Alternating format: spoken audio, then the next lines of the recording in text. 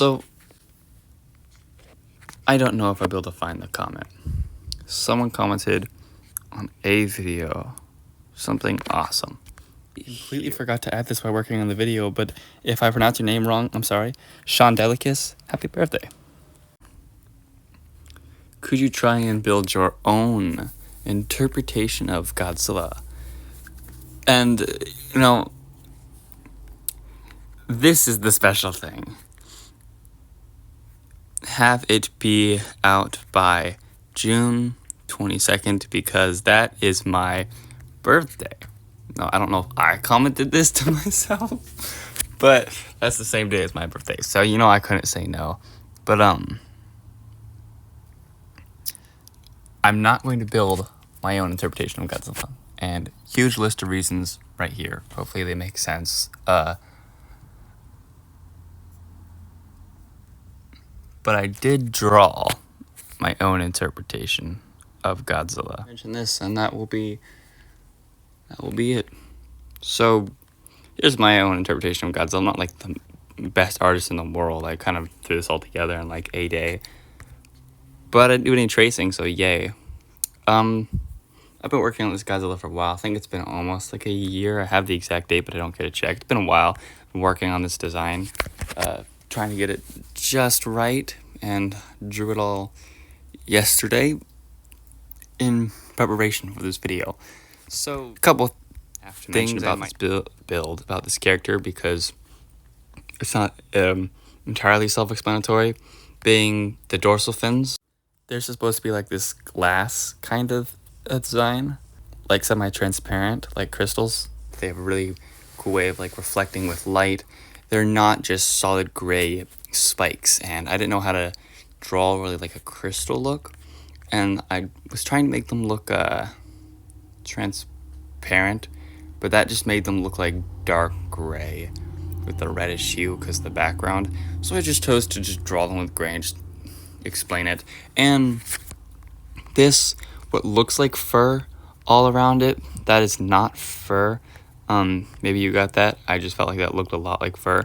That is the flesh peeling back and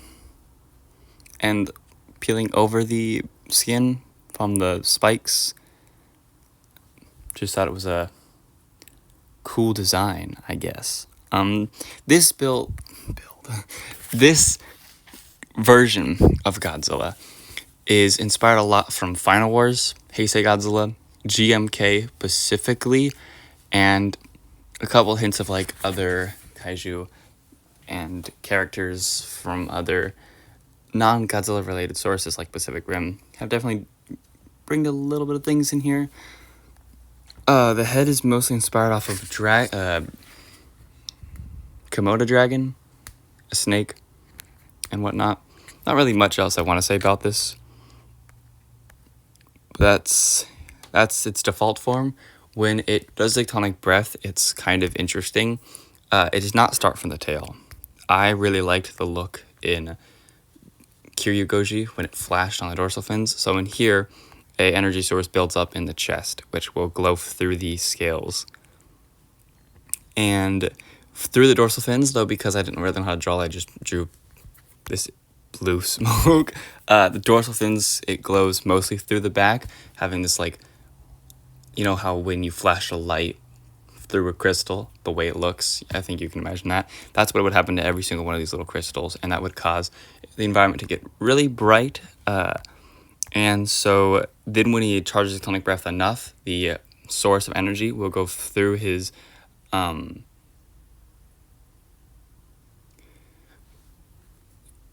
neck up to his mouth, as when he opens his mouth, this ball of energy just in his mouth, and then to activate his tectonic breath, he will bite down on it, closing his mouth shut, as his entire body will light up like this for just a second, as when he opens his mouth, it will shoot out straight out of his mouth at full force. Kind of like the speed you would see Godzilla -1's breath shoot out of. And that's why, and then all this glowing blue instantly goes away. Besides for just like the chest and head, kind of like if it was just around the mouth and less less on the arms and legs here. And then when his atomic breath stops, of course, all the light goes away. You might be wondering what happens if he doesn't open his mouth. Well, that's how he does this pulse. And when he doesn't open his mouth, instead of, because there's nowhere for it to escape to, it will go through all the cracks in his entire body with his scales and make a pulse, which is basically just thousands of, well, I shouldn't say thousands, but I should say more like hundreds of little separate beams going in every single direction. So that's his pulse. And it's in the works, but it might be red when he does that. It might get dyed with his blood, just enough to give it a red hue. But it's probably still going to say blue just because I like the blue. And final picture, after he uses atomic breath, why he uses atomic breath and after it is when the main effect arrives. The energy that he uses and builds with creates a storm of sorts.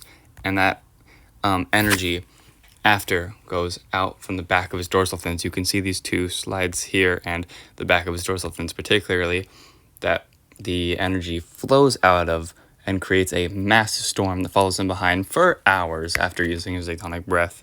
And if he uses his atomic breath while still holding a storm, it could explode and he could die. So, yeah, this Godzilla is 108 meters tall. Not a very tall Godzilla, but still taller than, most of the Toho Godzillas. Not really much else to say about this character.